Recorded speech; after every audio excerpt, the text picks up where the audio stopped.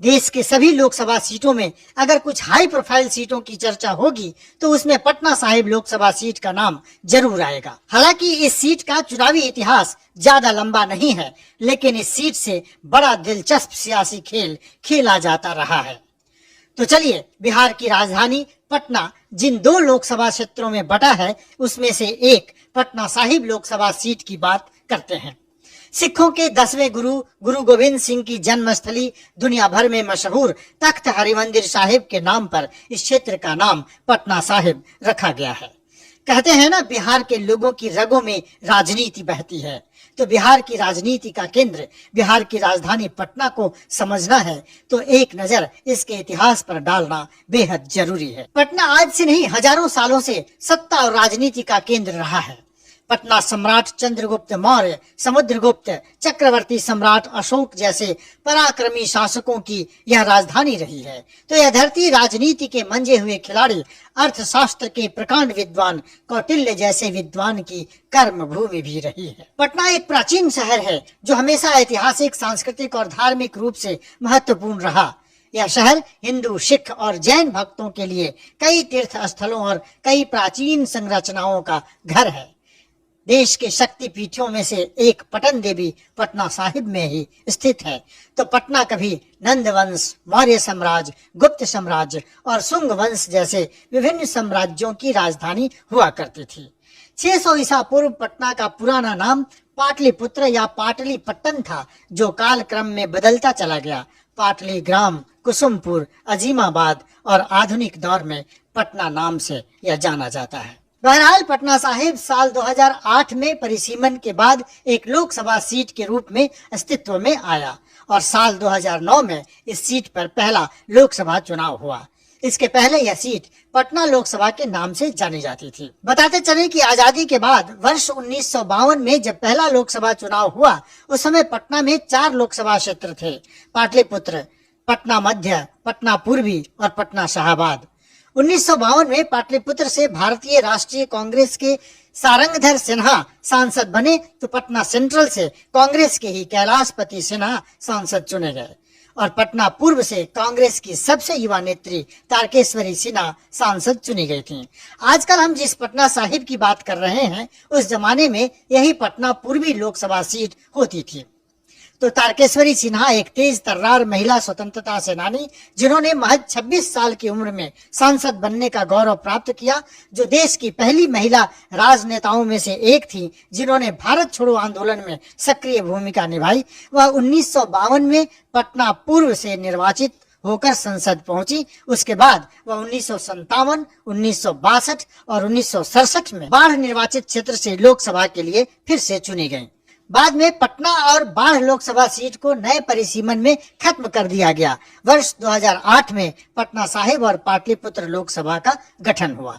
पिछले 3 चुनावों में से इस सीट पर जो बीजेपी का झंडा लेकर मैदान में उतरा है वही चुनाव जीता है, चाहे 2009 और 2014 में शत्रुघ्न सिन्हा हो या फिर 2019 में रविशंकर प्रसाद।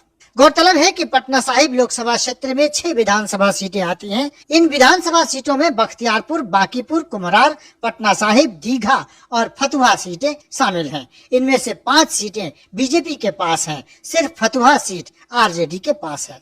तो बिहार के दूसरे लोकसभा सीटों की तरह पटना साहिब में भी विकास और जनता के मुद्दे खास मायने नहीं रखते। यहाँ भी जातीय गोलबंदी और राष्ट्रीय राजनीति के मुद्दे पर चुनाव लड़ा जाएगा। तो जानना जरूरी है कि पटना साहिब लोकसभा क्षेत्र का जातीय समीकरण क्या है। दरअसल पटना साहिब लोकसभा सीट पर हमेशा से ही कायस्थ मतदाताओं की चली है।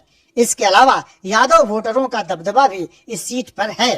तो जातिवार वोटरों की बात करें तो पटना साहिब में कायस्थ मतदाता 4.5 से 5 लाख के आसपास हैं। तो यादव वोटर 2.5 लाख हैं, भूमिहार 2 लाख, कोयरी कुर्मी 2 लाख, तो वैश्य जिसमें पारसी, जैन, खत्री, सिख, सोनार, कानू, तेली, मारवाड़ी इत्यादि अन्य उपजातियां भी हैं, इन सबको जोड़कर इनकी कुल संख्या लगभग 4 लाख है। दलित महादलित वोटरों की संख्या 2,60,000 है, तो अति पिछड़ा 2 लाख और मुसलमान मतदाता भी 2 लाख हैं। इसके अलावा राजपूत एवं ब्राह्मण मतदाताओं की संख्या 1 लाख है। तो गौरवशाली इतिहास वाले पटना साहिब लोकसभा सीट पर 2024 के दंगल की तैयारी शुरू हो गई है। हर तरफ से सियासत के पहलवान अखाड़े में ताल ठोकने लगे हैं। इस बार सीधा मुकाबला इंडिया और एनडीए के बीच होने वाला है। बिहार के मुख्यमंत्री नीतीश कुमार इस बार इंडिया का झंडा लेकर समर क्षेत्र में खड़े हैं, तो एनडीए की ओर से सबसे बड़ा चेहरा देश के प्रधानमंत्री नरेंद्र मोदी खड़े हैं। पटना साहिब में इस बार राष्ट्रवाद और लोकतंत्र बचाओ संविधान बचाओ मुद्दे पर चुनावी संग्राम होने वाला है। इस जंग को जीतने के लिए सभी दल अपने अपने पहलवानों के शरीर पर मिट्टी मल रहे हैं। तो कौन होगा इंडिया यानी महागठबंधन का झंडा बदर, तो कौन होगा एनडीए का अभिमन्यु, जिसके लिए 6 दलों के महागठबंधन ने चक्रव्यूह की रचना अभी से करनी शुरू कर दी है। आइए एक नजर डालते हैं। पटना साहिब में मौजूदा सांसद तो बीजेपी के कद्दावर नेता रविशंकर प्रसाद हैं। जाहिर है इस सीट पर उनकी दावेदारी है, लेकिन बीजेपी संगठन से जो संकेत मिल रहे हैं उससे पता चल रहा है कि रविशंकर प्रसाद पर बीजेपी इस बार दांव नहीं खेलेगी। तो यह सीट अगर रविशंकर प्रसाद को नहीं मिली तो दूसरा नाम सबसे ज्यादा चर्चा में जो है वह है बीजेपी के राष्ट्रीय सचिव, तेज तर्रार स्वच्छ छवि वाले युवा नेता ऋतुराज सिन्हा की। ऋतुराज सिन्हा पीएम मोदी और अमित शाह के चहेते हैं और संघ में उनकी अच्छी छवि है। ऋतुराज सिन्हा भाजपा के संस्थापक सदस्य, राज्यसभा के पूर्व सांसद, कद्दावर बीजेपी नेता, समाज सेवी, पत्रकार और जाने माने उद्योगपति आर.के. सिन्हा के पुत्र हैं।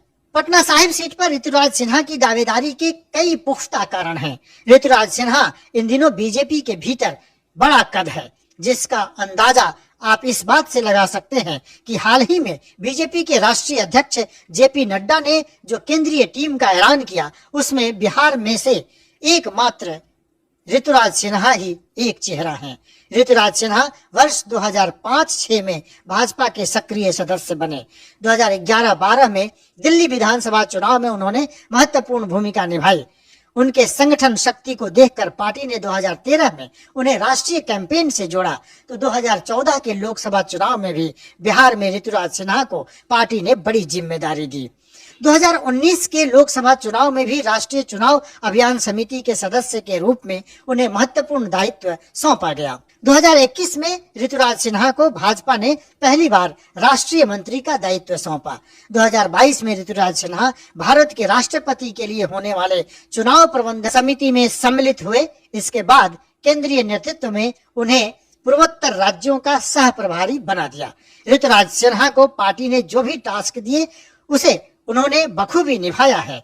मसलन मोदी सरकार ने राष्ट्र निर्माण और देश में विकास को लेकर 15 सदस्यों वाली एनसीसी की उच्च स्तरीय विशेषज्ञ समिति का गठन किया, तो इस समिति में महेंद्र सिंह धोनी और महिंद्रा ग्रुप के चेयरमैन आनंद महिंद्रा जैसे चेहरों के साथ ऋतुराज सिन्हा को भी शामिल किया गया था। इसके अलावा प्रधानमंत्री नरेंद्र मोदी के मन की बात एपिसोड को जन जन तक पहुंचाने के लिए भी वे 5 राज्यों के प्रभारी बनाए गए हैं। जाहिर है ऋतुराज सिन्हा पर पार्टी को भरोसा है और उन्हें पार्टी के कद्दावर नेताओं का बरद हस्त प्राप्त है। ऐसे में 2024 में पटना साहिब से ऋतुराज सिन्हा की दावेदारी मजबूत दिख रही है। लेकिन बीजेपी में एक और चेहरा है जिसकी दावेदारी पटना साहिब लोकसभा सीट में दिखाई पड़ रही है। वो नाम है बांकीपुर विधायक नितिन नवीन का। 2006 से लगातार बीजेपी के विधायक हैं और हाल ही में एनडीए सरकार में पथ निर्माण विभाग के मंत्री भी थे। 2024 में बीजेपी से पटना साहिब लड़ने की दावेदारी नितिन नवीन भी पेश कर रहे हैं। उधर महागठबंधन की ओर से पटना साहिब सीट पर कांग्रेस का दबदबा रहा है। 2008 से लेकर अब तक कांग्रेस इस सीट से मजबूत दावेदारों को खड़ा करते रही है। भोजपुरी फिल्मों के सुपरस्टार कुणाल यहां से कांग्रेस के टिकट पर चुनाव लड़ चुके हैं, तो चर्चित हास्य कलाकार और सिने स्टार शेखर सुमन और सुपरस्टार शत्रुघ्न सिन्हा कांग्रेस के टिकट पर पटना साहिब से चुनाव लड़ चुके हैं। इस बार भी चर्चा है कि शत्रुघ्न सिन्हा की दावेदारी इस सीट पर रहेगी। अभी वे बंगाल में टीएमसी के सांसद हैं। हालांकि कहा जा रहा है कि इस बार इस सीट पर शॉटगन अपने बेटे लव सिन्हा को चुनाव लड़ाना चाहते हैं। बिहारी बाबू को उम्मीद है कि कांग्रेस से उनको टिकट मिल जाएगी।